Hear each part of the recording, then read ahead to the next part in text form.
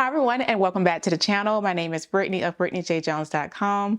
In today's video, we are going to be sewing. We're going to be sewing along to Simplicity 9861. This is a family pajama pattern, and I'll be sewing view B on the pattern. Before we get started, I do want to mention a few things that I did to prep my machine to sew with knit fabric because these pajamas are sewn with knit fabric.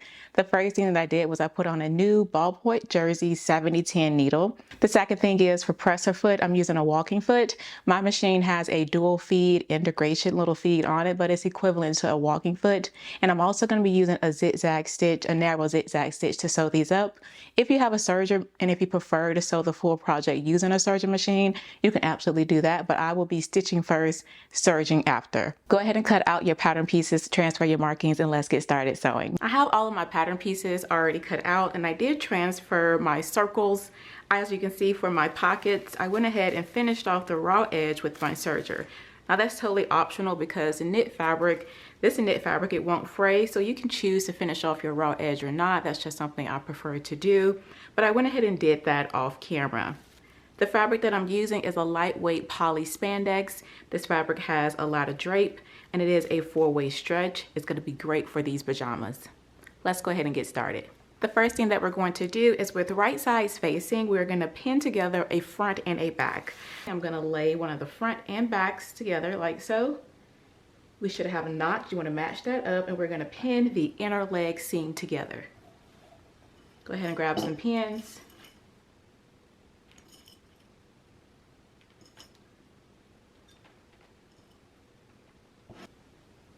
Go ahead and pin the other inner leg seam the same exact way. Now that you have both of the inner leg seams pinned, now we can go ahead and stitch. We're going to be stitching in a 5/8 of an inch seam allowance. A few things that I have done to prep my sewing machine to sew with this fabric is I have put on a new jersey ballpoint 7010 needle. I also have my walking foot attached, and I will be sewing this using a zigzag stitch.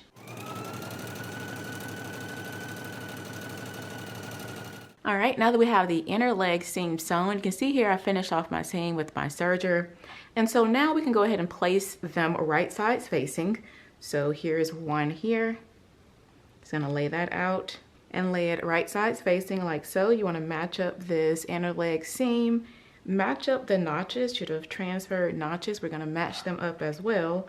And then we can pin it in place. Again, make sure that you have it right sides facing.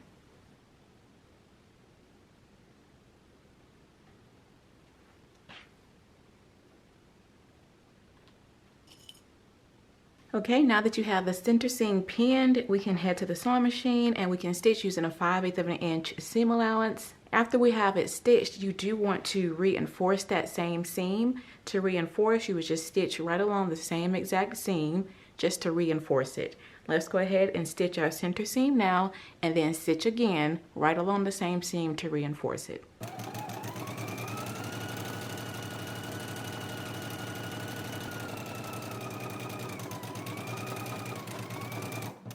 Okay, I have my center seam sewn, and I just want to show you how I decided to reinforce that center seam. So I did not stitch on top of the other stitch just because this is a really lightweight knit, and I did not want to cause any holes. So I just came about 1/8 of an inch within the seam allowance right beside it, and I did another stitch just to add a little bit of support and reinforcing, and then I finished off the edge with the serger. Now let's go ahead and add the pockets. Okay, to stitch on our pockets, you want to go ahead and grab your pocket.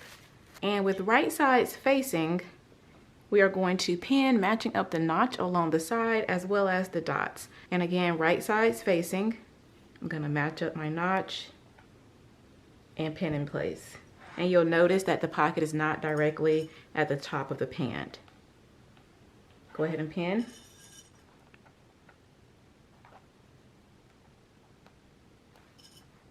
Go ahead and pin the other 3 pockets on the same exact way. Now that we have all the pockets pinned on, we can go ahead and stitch in a 3/8 of an inch seam allowance. Let's go ahead and stitch it in place now.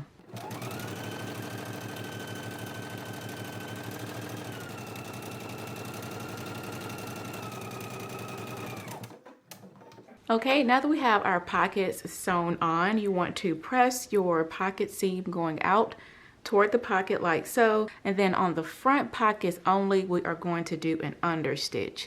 So as you can see here, I've done an understitch right along the seam, And again, make sure that you press your seam going toward the pockets on the front and the back, but only on the front are you going to do the understitch right along the pocket. Once you have that done, now we can put the pants right sides facing. And as you can see, after I stitched on the pockets, I also finished off the side seam with the serger. Totally optional, you do not have to do that. The first thing that I'm going to do is just line up my pocket and pin. I'm going to pin down the side seam. You can pin around your pocket as well.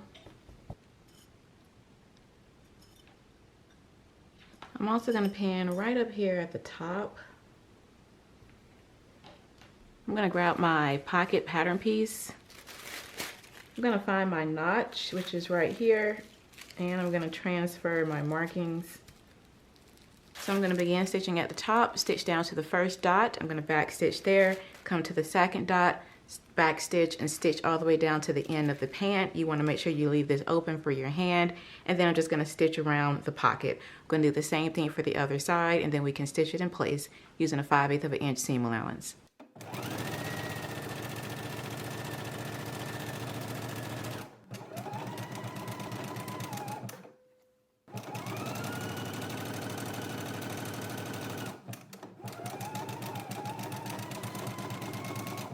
All right, now that we have our side seam sewn and we have sewn up the pocket, this is what yours should look like here. I did go and press my seams open, so you may want to press yours as well. And then on the back seam allowance only, you do want to clip below the pocket like I've done here, and you also want to clip above the pocket. On the back seam allowance only, not the front. So just go ahead and clip, again, the seam allowance. Do not go past your stitching. Just clipping the seam allowance above and below the pocket. After you have it clipped, then you can fold your pocket or just let it naturally drop toward the front. Again, this is the front here. Make sure the pocket is facing toward the front. Have everything nice and smooth. And I'm gonna grab some pins. I'm gonna place it along the top of the pocket like so. And we can go ahead and baste it in place. You're gonna do that for both pockets. Let's go ahead and do a basting stitch now to keep the pocket going toward the front.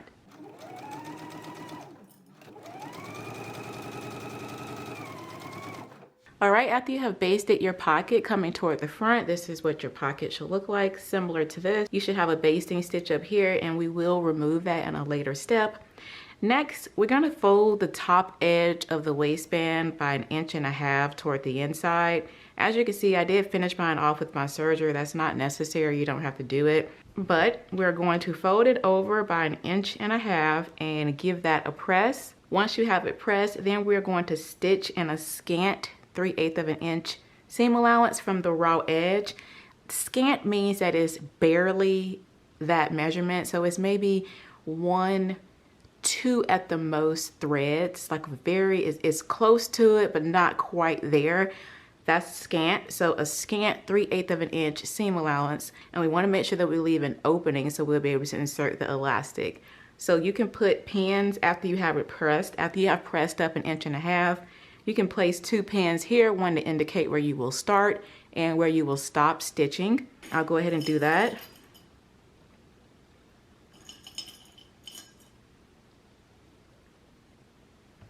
So you can start stitching, stitch all the way around, and come back here and stop. Again, you want to leave an opening to insert the elastic. We're going to be folding over 1.5 inches, and then you're going to stitch in a scant 3/8 of an inch seam allowance from the raw edge.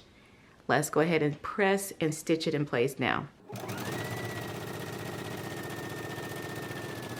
All right, now that you have stitched your seam down, it should look similar to this. You still should have your basting stitch in your pant, and you can choose to do a zigzag stitch or to do a straight stitch. That choice is yours, but just go ahead and stitch yours like I've done here. And then next you want to grab your elastic, and you also want to grab pattern piece number 10. That's the elastic guide. And so according to the size pant that you cut, you just want to lay your elastic right on top of the pattern piece like so. Be sure not to stretch it. I cut the large. I'm going to wrap it around me though, just to make sure I'm happy with that. that would be good. I'm gonna go ahead and cut here. I'm going to put it on one end of the elastic, find the opening, and then start to pull the elastic through. So I left my opening back here in the back. I'm just gonna start pulling it in.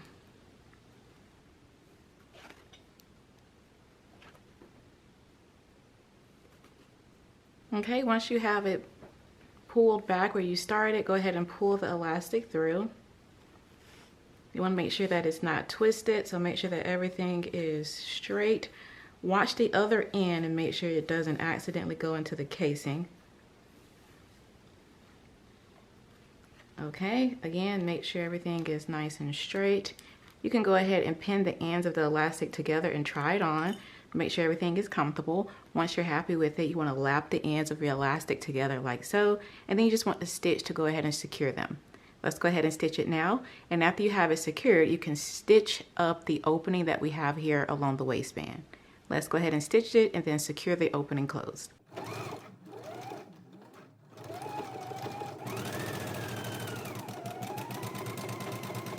All right, once you have your elastic in and everything is secure, and then you closed up the opening, I'm gonna kind of smooth this out because I can see where my overlap is right here.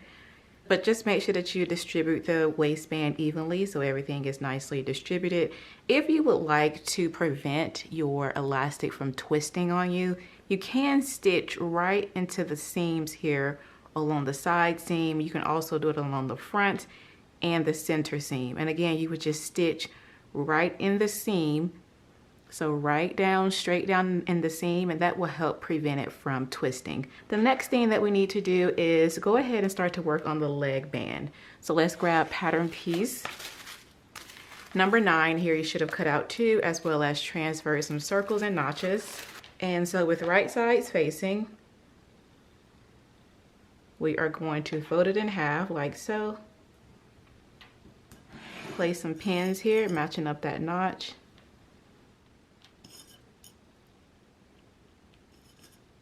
And we're going to stitch down the center seam. So go ahead and do both of these now, and we will stitch using a 5/8 of an inch seam allowance. Go ahead and pin the other the same way, and let's stitch them now.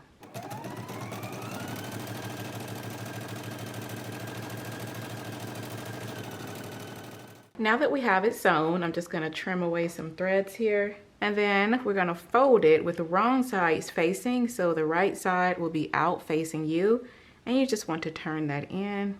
So I need a pin. Just want to keep track of that circle. Okay, go ahead and do the same thing for the other leg. And so with right sides facing, we are going to slide this over the bottom of the leg, and you will have to stretch the band to fit. And again, the small circle matches up to the side seam, so you do want to mark that. Just going to open that out and pin it in place right here where the dot is.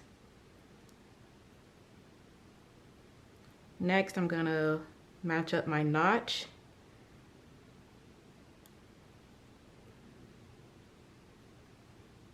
I'm going to put a pin here. And then match up the other inner leg seam to the side seam of the leg band and pin that in place. And then you can just continue adding some pins along the leg band.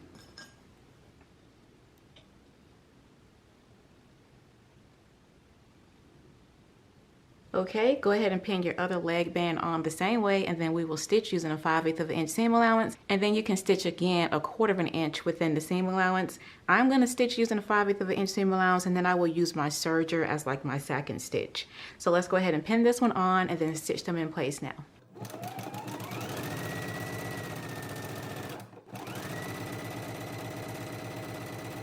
All right, once you have your seam sewn, it should look similar to this. I need to clean up some loose threads, and you can also tie a knot or just pull one of the strings on your serger thread and then kind of tuck it into, put a needle on it and thread it through your serger seam to secure that. That's one way that you can clean up your serger ends. Once you have it all sewn, you just want to flip it toward the outside like so, and then press your seam going up toward the pant. So just give it one final press, and we just made Simplicity 9861 View B. Well, that is all for the video, and I really do hope that it was helpful. If you have any questions, feel free to leave them below, and I will see you in the next video. Blessings, everyone. Bye.